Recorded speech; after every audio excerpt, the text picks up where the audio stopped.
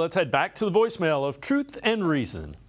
Hey, Dave Frank from Cleveland. It's been a minute, brother. But I watch the show every day. Great as always. But I was watching the show on Monday with DeWine Jones. Now, if that don't light a fire under Jedrick Wills, but his job's in jeopardy. This kid can play. And he can both play swing tackle.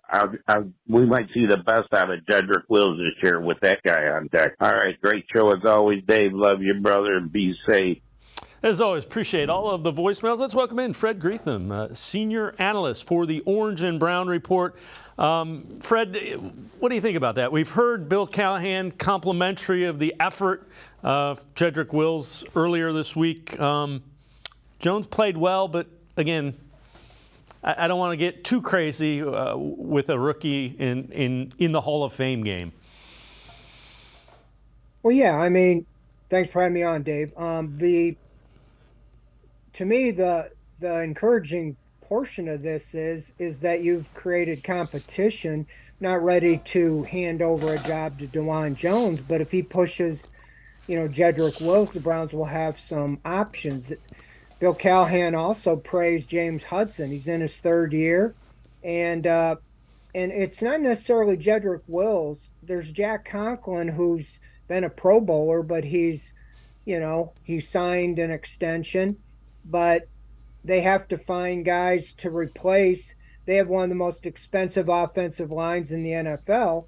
And as these guys move on in their age bracket and their salary contracts, you have to have replacements so you can have a seamless transition. So I was there yesterday. It's good timing.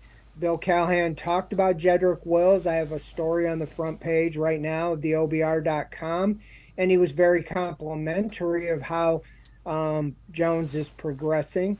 He also was very complimentary about Jedrick Wills.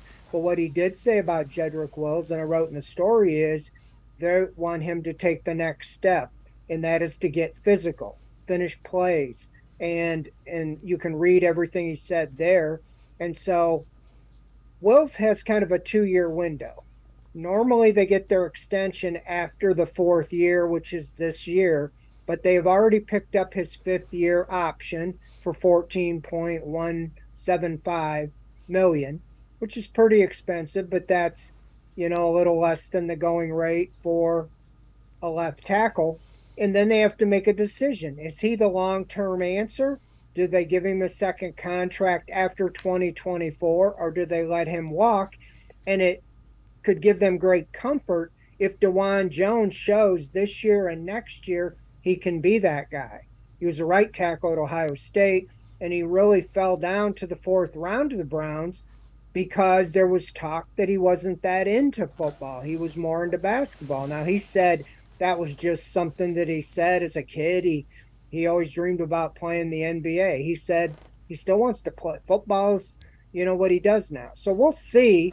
That will come out. But I've been impressed with him since the rookie minicamp when he seemed to really be out of shape, to the other night where he played the entire game out of necessity because they didn't really have any backups that were healthy. So we'll see how that all shakes out. But I think competition will yes, push Jedrick Wills, and that will make the Browns better.